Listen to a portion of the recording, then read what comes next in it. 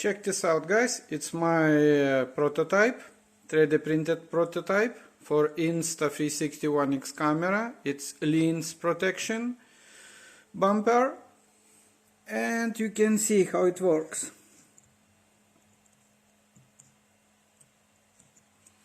Yes, this will protect your lens, and it works really well.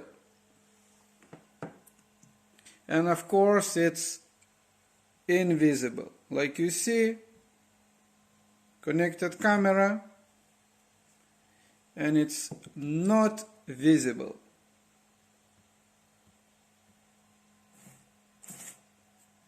That's cool, guys. Now we can protect our lenses. I hope you like this video. I'm going to add a link to a stale file so you can download and print your own. Enjoy, subscribe, and may see you in my next video.